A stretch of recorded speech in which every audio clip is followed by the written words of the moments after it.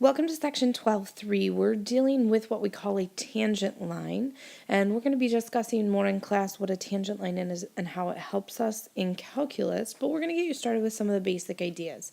Our goal for the entire lesson for this front page is to basically be able to find the slope.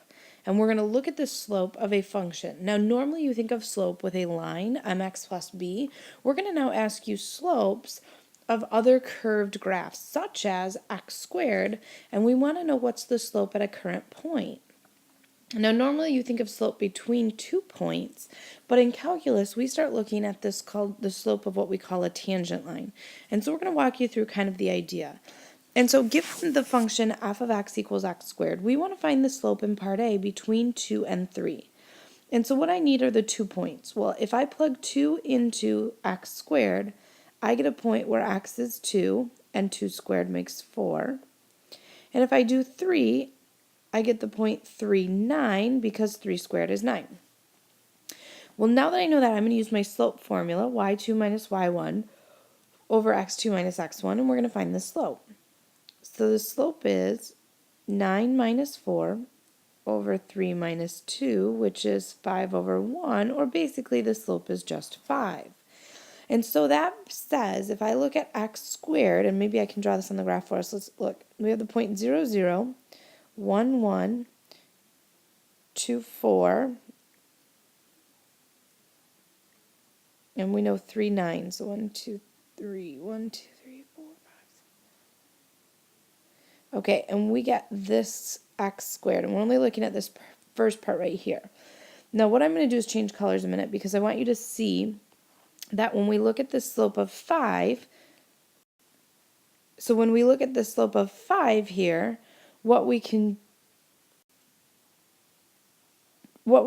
do is say, okay, between this point 2 and 3, I can draw a straight line, and what I know then is the slope of this line is 5, because again, you're looking at if I go up 5 and over 1, I get there. So let me change colors again, and let's pick a different color to use for the next slope. Because the next slope says, basically, if I go between 2 and 2.5, okay, well, I know I have this 0.24, but if I plug in 2.5 and I square it because of the x squared, I get 6.25. And so these are my 2 points. Now I find the slope. So 6.25 minus 4 over 2.5 minus 2, and you end up then getting a slope of 4.5. And so what that says is if I go 2.5 up to 6.25, which is kind of like right here, I get this slope something like this. And so we're trying to kind of show you what happens kind of as this slope goes through. All right, let's pick a third color. And let's do it one more time. I have the point 2, 4. And now if I plug in a 2.1, I end up getting 4.41. And so I do my slope. 4.41 minus 4 all over 2.1 minus 2. And I end up getting 4.1. Now again, that's looking like here and here. And you'll notice now I've got this line here. And what's happening is I'm shrinking the distance between the points, and what it's going to do is give me a more accurate slope as I go through. Now as I look at this, from 5 to 4.5 got smaller, and then from 4.5 to 4.1, that gap kind of dropped. So this was like 0.5 difference. This is a 0.4 difference. If I keep getting closer and closer and closer to the value of 2, my distance between them, or my slope between them, is going to keep getting smaller and smaller and smaller also. Now what happens is the closer I get to 2, the closer my slope gets to a specific value, and that specific value is going to be 4. And so again, as the distance between the 2 points, let's see if I can, as the distance between the 2 points gets smaller, the slope gets closer, in our case for this one, to 4. And so for this, the slope at x squared, or I'm sorry, at 2 for the function x squared is 4, and we're going to show you how to do that. Now let me slide this up a little bit. I'm going to go here. Try and make this a little bit bigger for us too. Let's take a look at this. So here's basically what we just said. As the gap between the 2 points gets smaller and smaller, what we call a secant line becomes what we call a tangent line. And so every time we found the slope, like between 2 and 3, and then 2 and 2.5, and then 2 and 2.1, those are each called secant lines. Sorry. The secant line will get closer and closer and closer to the actual line at x equals 2, and the slope of that line, the slope of the tangent line, is what we call in calculus a derivative. And so basically, what we're saying a tangent line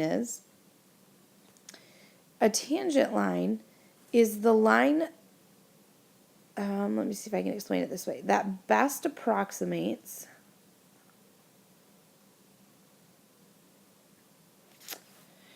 the slope of a graph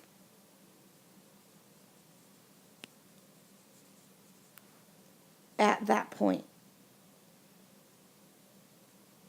Okay, and so we're looking for the slope at one specific point. And if I draw kind of a picture of a tangent line for you, let me give you like some, this curve like this. Okay, if I look at it, this tangent line is a line that runs right along to the graph, and I'm not getting this very close, but it runs right along the graph, but it only touches at that one specific point. And so as I close the gap, I'm only going to touch at that one point. So let's draw you a picture to kind of get this idea of what's happening. What I'm going to do is give you some sort of graph, and I'm just going to go curved at this point right now. And so this is our function, which we call f of x. Now, I have one point here, and I'm going to call that point, this is a value of x, so my y value, instead of calling it a y, I'm going to call it f of x. And then I'm going to move a distance, and I'm not sure what that distance is, so I'm just going to call it in general a distance of h, which gives me an x value now of x plus h, whatever that distance may be. And I have a point on that graph, and if I look at that point, since I was started at x and moved a distance of h, I don't know what it is, but I can call my y value f of x plus h. And I'm hoping this f of x plus h thing kind of rings a bell for you, since we started pre-calc, like lesson number 2 or something, with this idea. Now, what I can do is kind of make a triangle out of this. And so I'm going to create this triangle. And I want to know basically, if I have a line between these 2 points, how do I find the slope of that line? Well, this distance here is h, and this distance is the difference in the y values. So I start with my highest y value, f of x plus h minus f of x. And so if I do rise over run, let's kind of talk about what happens.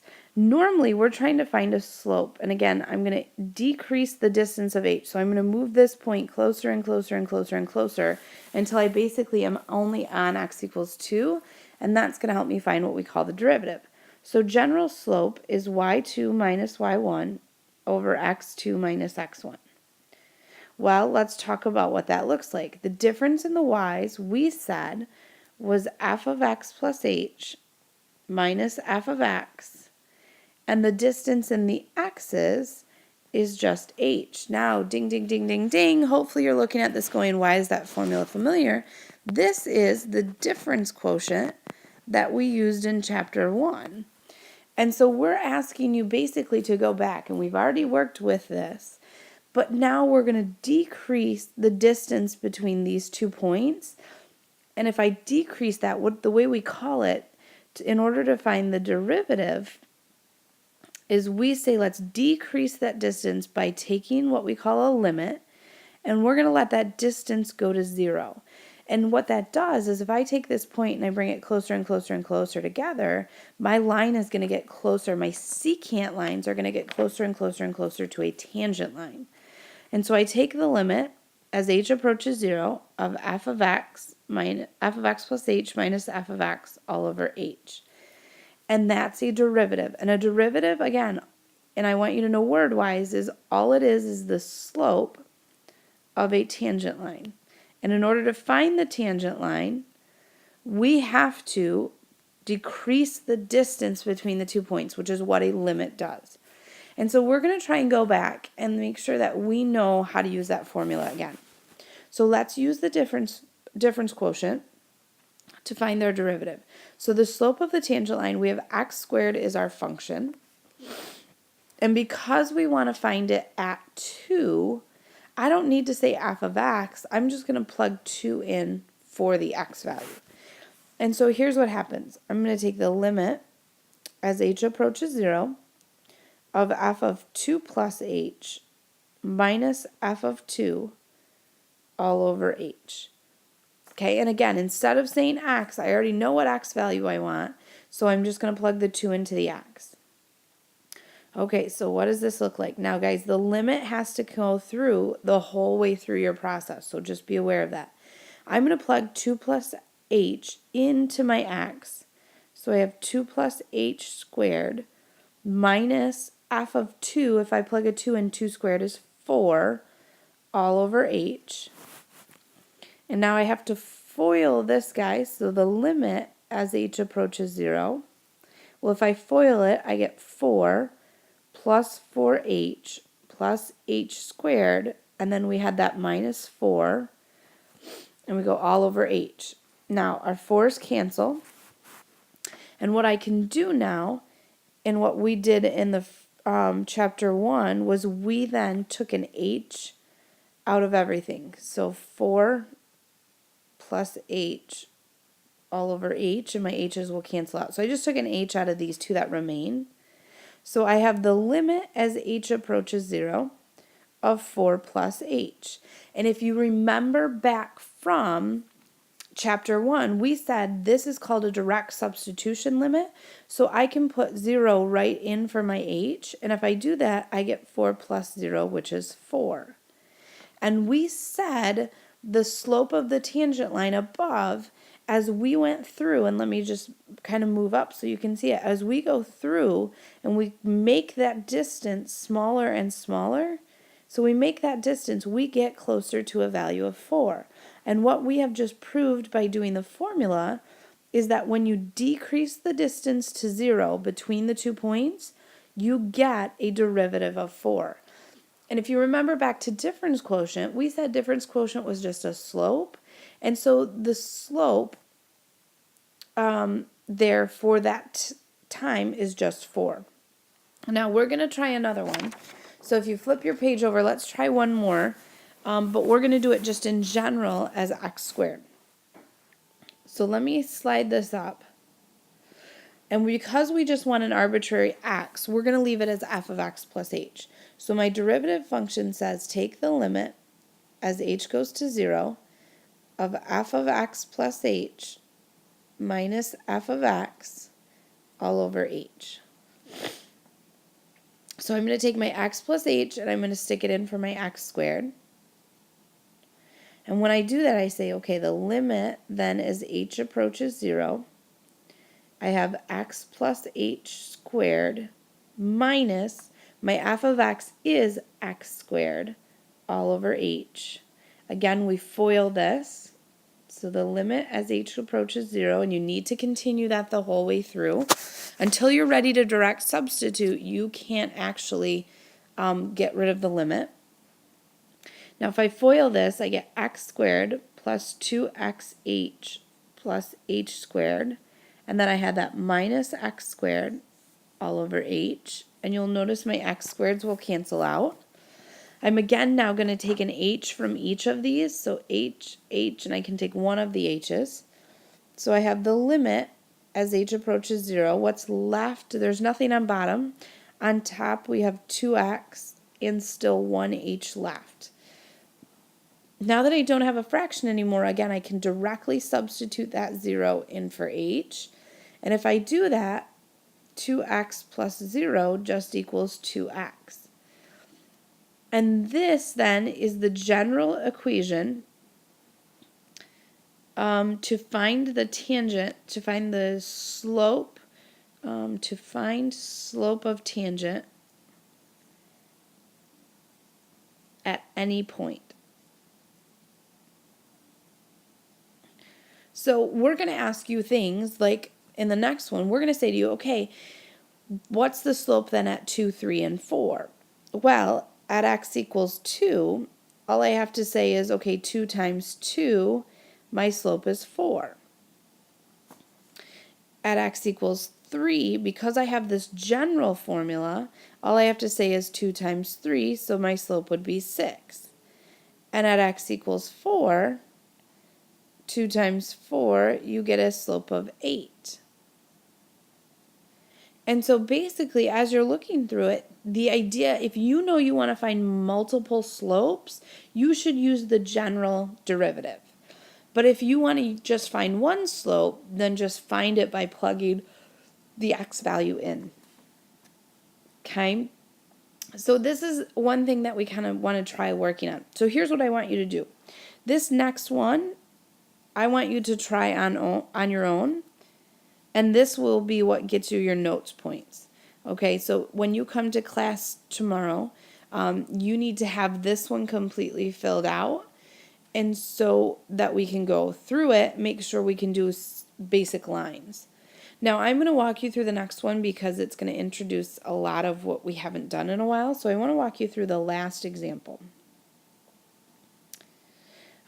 We give you the derivative, we want the derivative, so the limit as h approaches 0, for the function the square root of x. Okay? And I want to find the general derivative, so that's number 1. And then number 2 is once you find the derivative, what's the value at x equals 9? And so I want to do it in 2 steps. I want to first find the general derivative and then secondly go by plugging in x equals 9. Okay, so let's do the general derivative. I always start out personally by writing the general equation of f of x plus h minus f of x all over h. And I just think it kind of starts me in the right position. Now if I plug this in, okay, let's go through the limit as h approaches 0. If I plug in the x plus h into the x, then I get the square root of x plus h minus the square root of x all over h. Now this goes back to one of the previous chapters where we are trying to rationalize this in kind of another direction. The reason is if you go back to some of the difference quotient stuff we did, you cannot directly substitute at this point in time. Because if I try to put the 0 in, I have an undefined fraction. So I can't just have h in the bottom. So what I'm going to do is multiply by the conjugate on top and bottom. So we're going to multiply by the square root of x plus h plus the square root of x on top and bottom. Now let's put parentheses around here. Now when you FOIL this, the square root times the square root is just x plus h. When you do a positive square root times that negative square root, they will cancel. And the negative square root of x times the square root of x is negative x. I have that all over this h times square root of x plus h plus the square root of x. Now, you'll notice I didn't put limit in there, and I'm really seriously, I just want to do some simplification before I go back to my limit idea. Because if I look at this, I can cancel out my x's, and now I only have an h on top, so I can cancel that with the h on bottom. So let's look at what we have. We have the limit as h approaches 0. We need a 1 on top as a placeholder, and then we have the square root of x plus h plus a square root of x. Now at this point in time, you want to ask yourself, can I just immediately substitute the 0 in? And I can, because then what I get when I plug this in is 1 over the square root of x plus another square root of x, which means I have 1 over 2 square roots of x. This is the general derivative. Okay, now what I can do is now I can find the value, find the slope of my tangent line or the value of my derivative at any point I want. And so that was part one. Part two says, what is my derivative if x equals 9? Well, let's plug it in. 1 over 2 times the square root of 9 is 1 over 2 times 3, which is just 1/6. So the derivative at x equals 9 is 1/6. Okay, now we're trying to give you, again, I wanted to point this one out because square roots I think are some of the harder things to work with. So I definitely wanted to look at that. But as you go through, again, please try this. Again, this example up here must be done on your own in order to get the notes point. If it's not done, you automatically only get a max of 5. So please, please, please try and have this one done before you come to class. When you look again, a derivative is just a slope. So you should be able to look at this equation and say, okay, I know what my answer should be. Now make yourself get that. So this is the end of section 12. 3 notes. Again, have this last example done before you come to class.